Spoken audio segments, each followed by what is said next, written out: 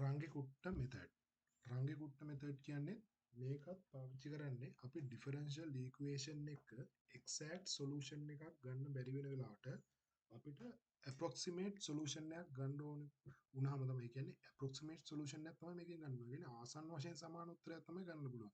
එතකොට ඒ වගේ වෙලාවකට තමයි අපි මේ රංගෙකුට්ට මෙතඩ් එක පාවිච්චි කරන්නේ.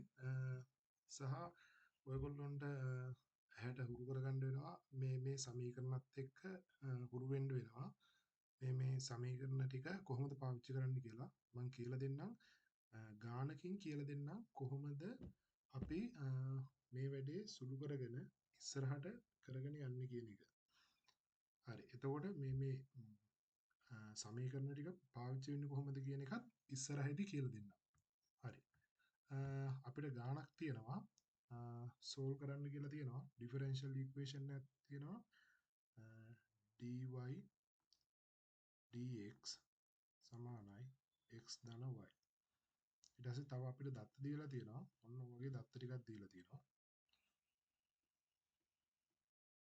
හරි. අපිට හොයන්න කියලා තියෙනවා y 1.2 වෙද්දි උත්තරයක් තමයි 2 වෙද්දි කොහොමද ඒ කියන්නේ y වල අගය කීයද කියලා කියන්නේ x සමානයි 1.2 වෙද්දි y කීයද කියන එක තමයි මේකෙන් අදහස් කරන්නේ. හරිද? හරි. සහ අපිට ඒ ගාම හොයන්න තියෙනවා compare your result with exact solution. ඒ කියන්නේ exact solution එක හොයලා ඒකත් එක්ක compare කරන්න තියෙනවා. ආය compute කරන්න තියෙනවලු global truncation error එක. global truncation error එක calculate කරන්න තියෙනවා. හරි. ඔන්න ඔය ටික තමයි අපිට දැනට මේක යටතේ කරන්න තියෙන්නේ. හරි. අපි බලමු කොහොමද මේ වැඩේ කරගෙන යන්නේ කියලා. හරි. දැන් ඔයගොල්ලන්ට පේනවා ඇති මෙන්න මේක. අපිට ඕන් ඔය කෑල්ල තමයි මේ දීලා තියෙන්නේ. මේ මෙතන දීලා තියෙන්නේ. මේ දීලා තියෙන්නේ ඔන්න ඔය කෑල්ල තමයි. හරිද? එතකොට මේක ලියාගත්තොත් එහෙම මේ කියන්නේ y x නෝට් සමානයි y නෝට් කියන එක තමයි ඔය දීලා තියෙන්නේ. මේ h වලින් කියන්නේ කොයි වගේ පරතරයක් තියලාද අපේ ඒ කියන්නේ ඒ පළවෙනි එකයි අන්තිම එකයි අතර කොයි වගේ පරතරයකින් යනවද කියන එක වගේ අදහසක් ගන්න තමයි ඔය h කියන එක තියෙන්නේ. හරිද? එතකොට අපි අපේ වැඩ ලේසි වෙන්න අපි ඇඳගමු සංඛ්‍යා රේඛාව. ඒකේ අපිට ලකුණු කරගන්න පුළුවන් ඉස්සරවම පටන් ගන්නෙ x නෝට් නේ. එතකොට මේ x නෝට් කියන්නේ මෙතන 1යි. එතකොට 1යි x නෝට් ඊට පස්සේ අපිට හොයන්න තියෙන්නේ මෙන්න මේක. හරිද? මේක තමයි අපේ xn එක. හරිද? එතකොට අපිට හොයන්න තියෙන්නේ 1.2 කියන එක. ඊට පස්සේ මේකේ 0.1ක පරතරයකින් තමයි යනවා කියන්නේ. එතකොට 1.1ක් එකතු කරපුවාම 1.1. එතකොට 1.1ට 0.1ක් එකතු කරපුවාම 1.2යි. හරිද? ඒක සාමාන්‍ය අපිට ඔහම ලියලා වුණත් ඔය වැඩේ කරගෙන යන්න පුළුවන්.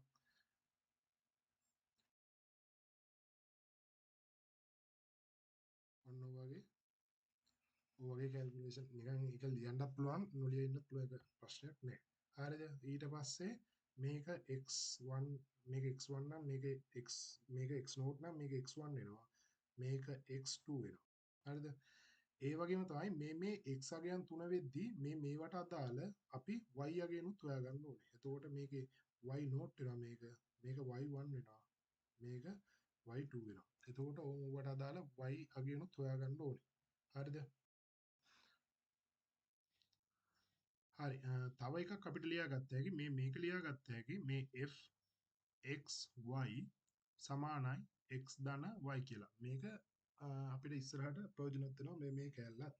දැන් අපි බලමු කොහොමද සංඛ්‍යා ආදේශ කරලා මෙන්න මේක තමයි y එක හොයන්න තියෙන මේ සමීකරණය. එතකොට ඔකට ආදේශ කරලා කොහොමද හොයන්නේ කියලා. දැන් එතකොට මේ සමීකරණයට ආදේශ කරනවා නම් අපි මේ k1 k2 k3 k4 කියනව දන්නේ නැහැනේ. එතකොට තමයි at හොයන්න තමයි මේ k1 k2 k3 k4 කියලා තියෙන සමීකරණ ටික තියෙන්නේ. හරිද? හරි. එතකොට මම ඒක පහසුවට මෙතන දාගෙන තියෙනවා. හරි. දැන් අපිට ඉස්සරවම මේ කැලල හොයන්න බෑනේ. ඒකින්ද අපි පටන් ගන්නවා මේකෙන්. හරිද? මේ පළවෙනි k1 එක හොයාගන්න තියෙන සමීකරණයෙන් පටන් ගන්නවා. හරිද? මේකෙන් පටන් ගන්නවා. එතකොට මේක කියලා තියෙන්නේ fxn yn කියලා. එතකොට xn yn ආවේ මේ වගේ සිද්ධියක් නේ තියෙන මේ තියෙන්නේ. එතකොට මේකට x ධන y කියන එක අපිට මෙතනට ආදේශ කරගත්ත හැකි මේ fx y කියන සමීකරණයකට ෆන්ක්ෂන් එකට. හරිද? හරි. එතකොට මේක ලියාගත්ත හැකි අපිට f x naught y naught. මොකද අපි x naught උයි y naught උයි තමයි දන්නේ. හරි. එතකොට අරක දාගත්තාම x ධන y කියලා එන්නේ. හරිද? එතකොට x ධන y කියන්නේ x ධන y කියන්නේ අපි x naught ධන y naught. එතකොට x naught ධන y naught කියන්නේ මෙතන x naught තියෙනවා, y naught කියන්නේ අපේ මෙන්න මේක. මේ දෙක කියන එක. හරිද? ඒ කියන්නේ x naught කියන එක අපි හොයාගත්තනේ. x naught කියන එක අපි දන්නවා. එතකොට y naught කියන්නේ ඒකත් අපි දන්නවා. එතකොට y naught කියන්නේ 2යි. හරිද? හරි. එතකොට මේකට අපි ආදේශ කරගන්න තියෙන්නේ x naught කියන්නේ y naught, x naught කියන්නේ 1යි ධන 2යි. එතකොට මේකේ උත්තරේ එනවා 3යි කියලා. ඊට පස්සේ මේකට යනවා. මේකට ගියපුවාම ඕකේ තියෙන්නේ f ඊට පස්සේ මේකෙත් මේ කෑලි දෙක මේ x naught y naught කෑලි දෙක තමයි මේ x naught හදාගන්නේ කොහොමද කියලා එකක් තියෙනවා. හරිද? ඊට පස්සේ y naught හදාගන්නේ කොහොමද කියලා එකක් තියෙනවා. හරිද? ඕම් ඔය දෙක තමයි ඔය තියෙන්නේ. එතකොට ඒ K2 එකේදී ඔය x සහ y හදාගන්න විදිය තමයි ඔය තියෙන්නේ. එතකොට ඒකට අදාළ සංඛ්‍යා ටික දාලා අපිට ආදේශ කරගන්න තියෙන්නේ. අපි නිකන් සාමාන්‍ය විදිහට මෙහෙම දැම්මොත් එහෙම මේකට මේ y naught එක මේ x naught එක x naught නෙමෙයි කියන්නේ x උයි y හදාගන්න විදිහ. හරිද? x උයි y හදාගන්න විදිය තමයි ඔය තියෙන්නේ.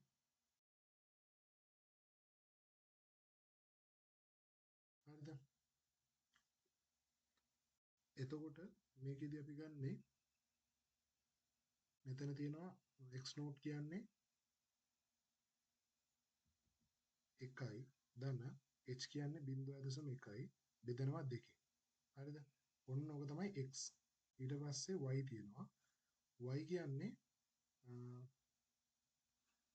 y naught කියන්නේ 2යි ධන 0.1යි h කියන්නේ බෙදනවා 2කින්. ඊට පස්සේ k1 කියන්නේ මෙන්න මේක. මේ 3 කියන්නේ k1 කියන එක. මේ 3 කියන්නේ k1 කියන එක. එතකොට ඒක 3ෙන් ගුණ කරගන්නවා.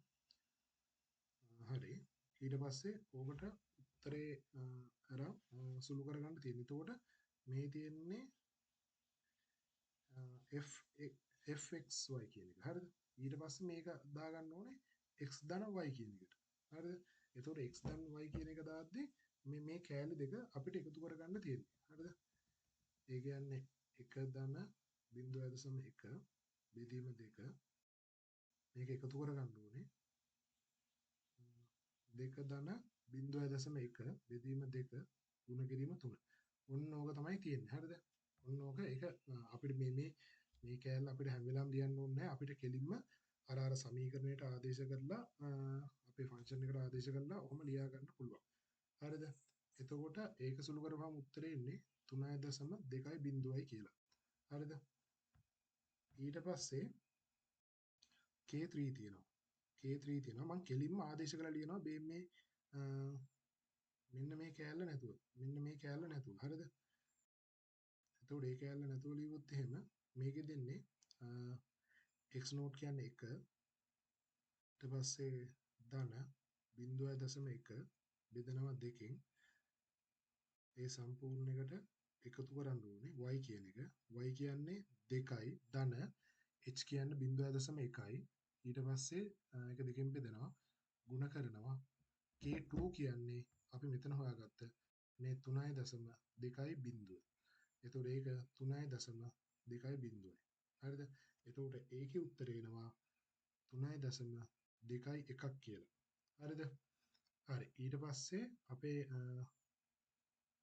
K4 එක තියෙනවා. K4 එකත් ඒ වගේම හොයාගන්න පුළුවන්. මේකෙදි පොඩ්ඩක් වෙනස්. මේකෙත් K1 එකේ වගේ පොඩි වෙනසක් තියෙනවා.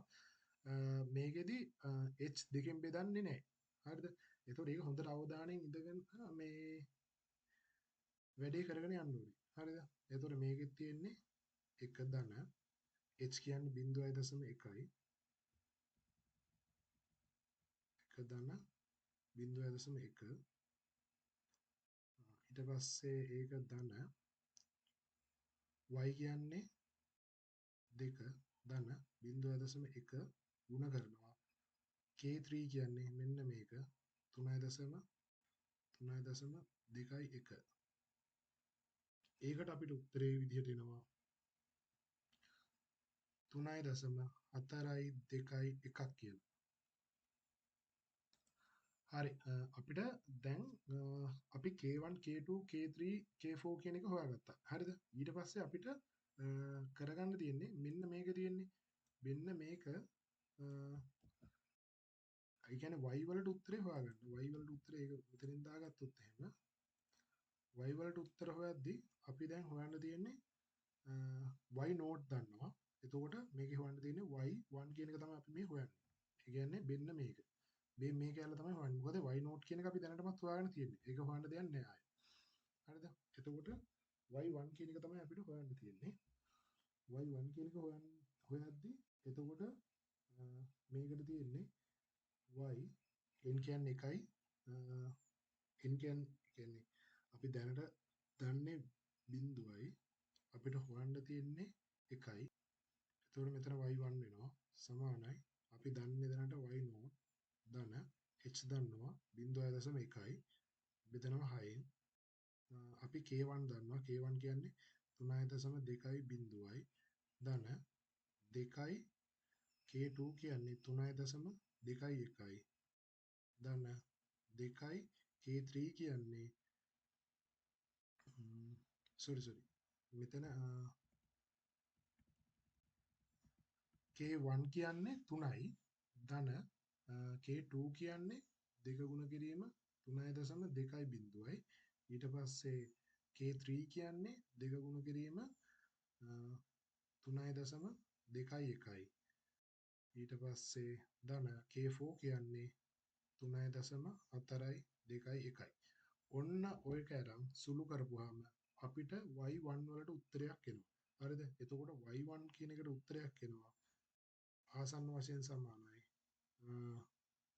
2.3යි බිඳුවයි sorry 3යි 2යි බිඳුවයි 3යි 5යි කියලා. ඔන්න ඔහම උත්තරයක් එනවා y1 වලට.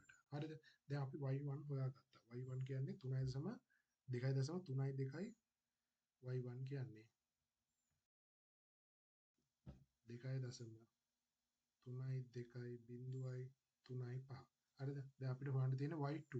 y2 කියන එක තමයි හොයන්න තියෙන්නේ. ඒ කියන්නේ මේක තමයි අපිට හොයන්න තියෙන්නේ ගානේ හැටියට. එතකොට ආයෙත් මෙන්න මේ වගේම මේ ටික දාගන්න තියෙන්නේ. මේ ටික දාගන්න තියෙන්නේ. එතකොට ඕකට සුළු කරන්න ඕනේ y2 එකට. y2 එකට සුළු කරන්න ඕනේ. එතකොට y2 එක සුළු කරන්න ගද්දී අපි ඉස්සරහම තියනවා මේක ඒක හොයාගන්න කලින් k හොයාගෙන ඉන්න ඕනේ. k හොයාගන්න නම් මම මේක කෙලින්ම දානවා. මෙතන x ධන y කියන එක තියෙන්නේ. f xy කියනකොට ඒක කෙලින්ම මම දාලා හදාගන්නවා. හරිද? එතකොට අපි දැන් දන්නවා xn කියන්නේ අපි මේ x1 කියන එක හරිද? එතකොට x1 කියන්නේ 1.1යි. හරිද? එතකොට ඒක පටන් ගන්න අපේ 1.1යි ධන y කියන්නේ අපේ මේ y1 කියන එක. එතකොට ඒක ගන්නේ 2.3යි 2යි බිඳුවයි 3යි 5යි කියලා. හරිද? එතකොට අපිට උත්තරයක් එනවා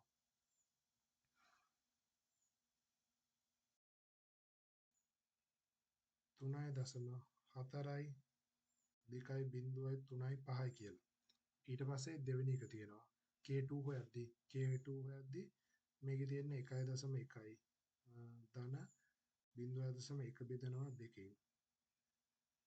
ඒක තමයි x එක ධන y එක කියන්නේ y කියන්නේ 2.3.0.3.5 ඒකට එකතු කරනවා 0.1 දෙකෙන් බෙදලා K1 කියන්නේ 3.4.2.3.5 හරිද?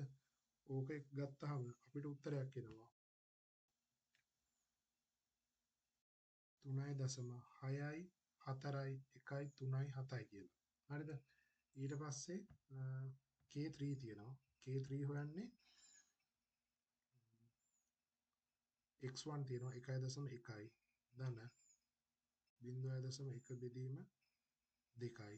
ඊට පස්සේ ඒකට ධන y කියන්නේ 2.3.2.3.5 හරිද? ඊට පස්සේ ඒකෙත් එන්නේ 0.1 බෙදනවා 2. මේක මේ K1 K2 K3 කියන ඒවා තමයි වෙනස් වෙන්නේ. හරිද? එතකොට මේකේ දාන්න දෙන්නේ K2 එක. K2 කියන්නේ 3.6.4.1.3.7 කියන එක. හරිද? ඊට පස්සේ ඕක සුළු කරපුවාම වෙනවා අපිට 3.6.5යි 2.4.2 කියලා උත්තරයක්. හරිද? ඊට පස්සේ අපිට K4 හොයන්න තියෙන්නේ. K4 හොයද්දිත් අර විදිහමයි.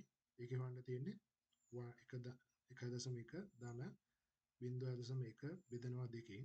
ඊට පස්සේ ධන 2.3.2.3.5 ධන 0.1 වෙනවා 2කින්. K3 හොයගන්නවා. K3 කියන්නේ 3.6.5යි 2.4.2. හරිද? ඔන්න ඔහොම සුළු කරගත්තාම අපිට අන්තිමට උත්තරයක් එනවා K4 වලට 3.8.8.5.5.9යි කියලා. හරිද? ඊට පස්සේ අපිට කරන්න තියෙන්නේ අර බේන්නේ මේකට දාගන්න තියෙන්නේ අපිට. හරිද? ඕකට දාගද්දී ඔය කැලලට දාගන්න තියෙන්නේ. හරිද? දැන් අපේ y1 තියෙන්නේ මේක දැන් y2 හොයාගන්න දෙන්නේ මේ y2 එක y2 සමානයි y1 දන්නවා. y1 කියන්නේ 2.3.2.3.5 කියන එක. හරිද? ඊට පස්සේ ධන h කියන්නේ 0.1යි. ඒක වෙනස් වෙන්නේ නැහැ කොයි වෙලාවකවත්. 6යි. K1 කියන්නේ මෙන්න මේ ටික දාගන්න තියෙන්නේ. K1 කියන්නේ 3.4.2.3.5 ඊට පස්සේ ධන 2යි K2 කියන්නේ 3.6.4.1.3.7 ඊට පස්සේ K3 කියන්නේ දෙක ගුණ කරනවා 3.6.5යි 2.4.2 ඊට පස්සේ ධන අන්තිමේම K4 තියෙනවා 3.8.8.5.5.9 හරිද? ඔන්න ඔහොම තියෙනවා. එතකොට ඕකේ උත්තරේ සුළු කරපුවාම ආසන්න වශයෙන් y2 වලට උත්තරයක් එනවා අපිට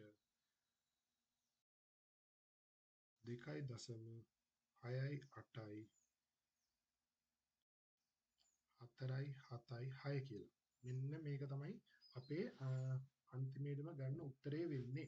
එතකොට මේ තියෙන්නේ y 1.2 දී x 1.2 දී y වලට උත්තරේ. එතකොට 2.6.8යි 4.7.6 කියන එක. ඕක තමයි අපේ approximate value එක මෙන්න මේ 1.2 වෙන වෙලාවෙදී.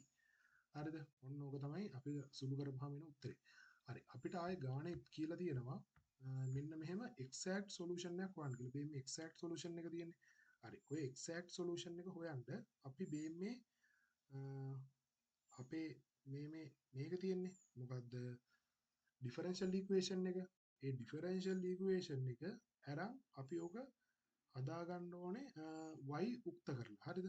එතකොට මේ මම හිතනවා ඔය differential equation හදන්න දන්නවා ඇති කියලා y උක්ත කරගන්න.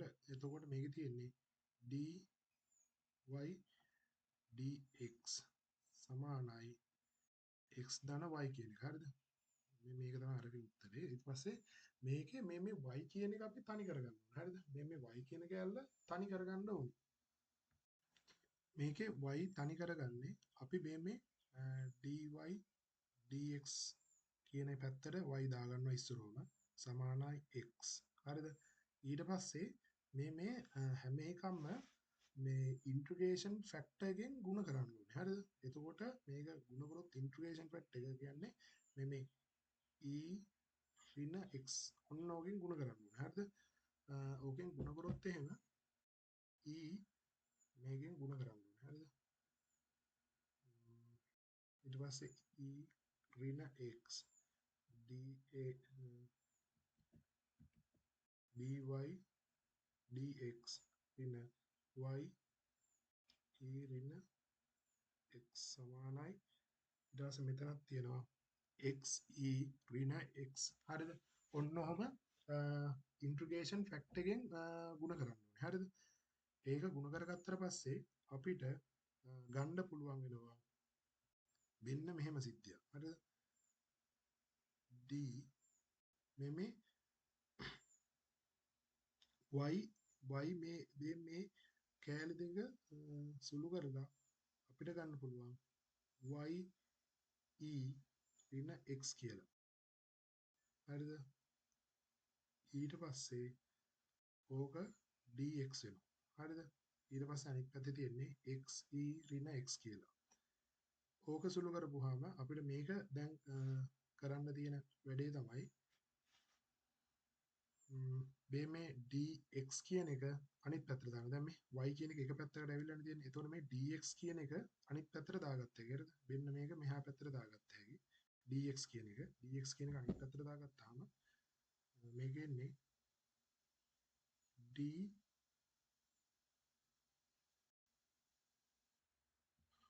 sorry මේකේ අනිත් පැත්තට දාගන්නව නෙවෙයි කරන්නේ අපිට මේ දෙපැත්තම ඉන්ටිග්‍රේට් කරගන්න ඕනේ. හරිද? මේ දෙපැත්තම ඉන්ටිග්‍රේට් කරගන්න ඕනේ. ඒ කියන්නේ අපි මේ දෙපැත්තටම ඉන්ටිග්‍රේෂන් එක දාගන්නවා. එහෙම වුණොත් එහෙම d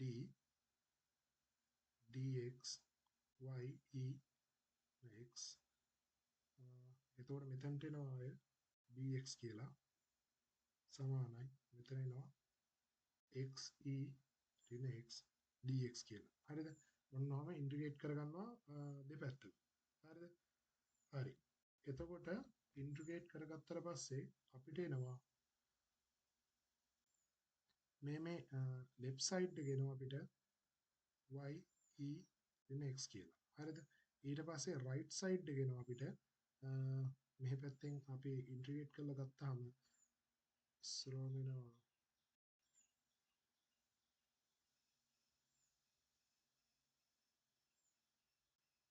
ඍණ x ඍණ 1යි ඊට පස්සේ මේක ගුණ කරනවා e x වලින් ධන c ඔන්න ඔය වගේ එකක් එනවා හරිද එතකොට අපිට ඕක ලියා ගන්න පුළුවන් අන්තිමේටම විහිදුවලා මේ e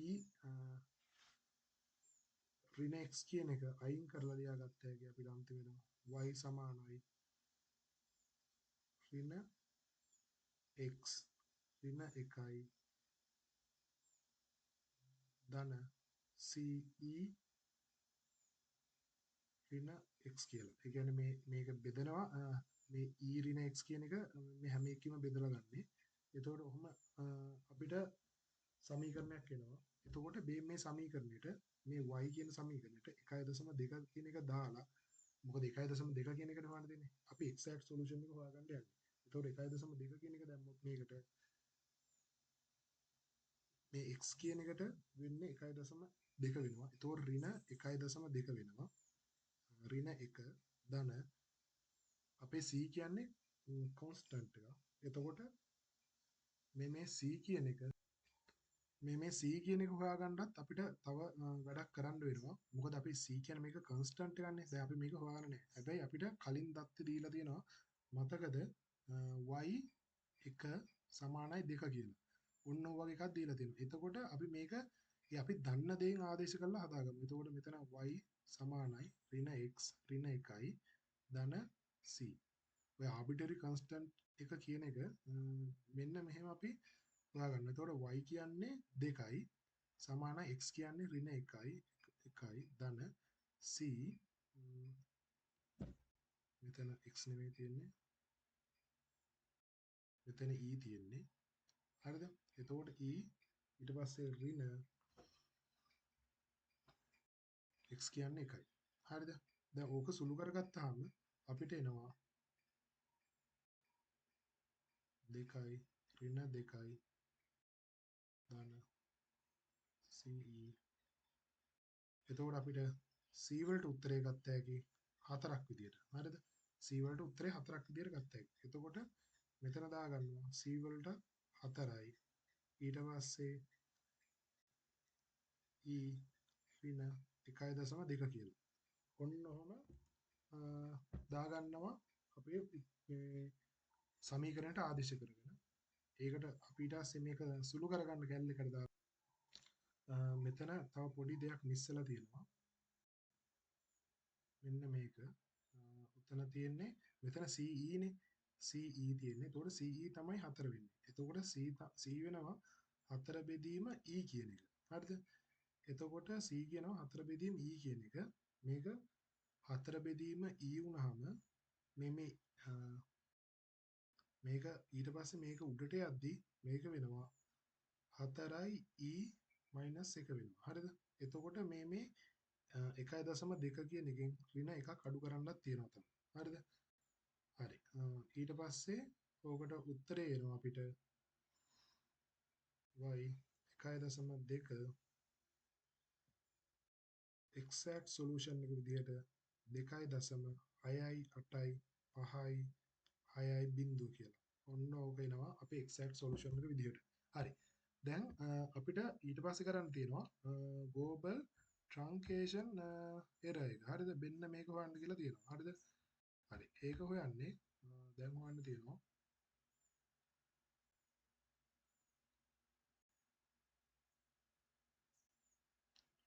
shan error එක. හරිද? මේක හොයන්නේ මේක සමානයි අපේ exact solution එක තියෙන exact value එකෙන් අඩු කරනවා approximate value එක. හරිද? එතකොට අපිට එනවා අපේ exact value එක කියන්නේ 2.6යි 8යි 5යි 6යි බිංදුව. අපේ approximate solution එකෙන් 2.6යි 8යි 4යි 7යි 6 කියන එක. එතකොට කෝක සුළු කරපුවම අපිට උත්තරයක් එනවා 0.8යි 4යි කියලා අපිට global truncation error එක එනවා. හරිද? හරි. දැන් ඕක තමයි අපිට හොයන්න කියලා තියෙන්නේ. අපිට මොකක්ද තව කෑල්ලක් දීලා තියෙනවා කියලා තියෙනවා. මෙතන compare your result with exact solution. හරිද? exact solution එකත් එක්ක compare කරන්න ඕනේ ඔයාගේ result එක. හරිද? ඒකත් අපිට ඕන ලියාගත්ත හැකි. exact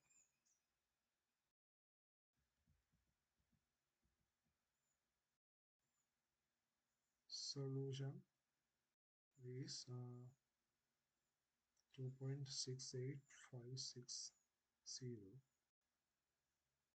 ඊට පස්සේ approximate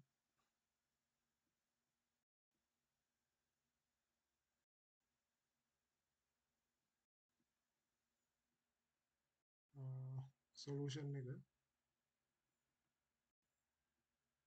2.6යි 8යි 4යි 7යි 6යි. හරිද? එතකොට ඔය දෙක ලියලා මේක ලියව හැකි approximate එක එම නිසා approximate solution අය අපේ error එක තියෙනවනේ error එක 0.0.0.8යි 4නේ. එතකොට ඒක කිව්ව හැකි solution is very close to the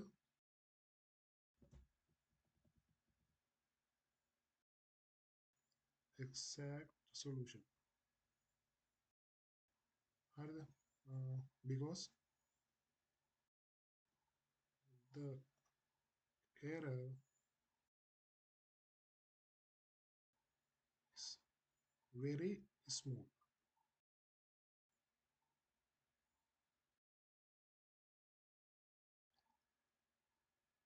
ඔන්න ඔය වගේ කල් ලියලා අපිට ගාන ඉවර කර හැකි.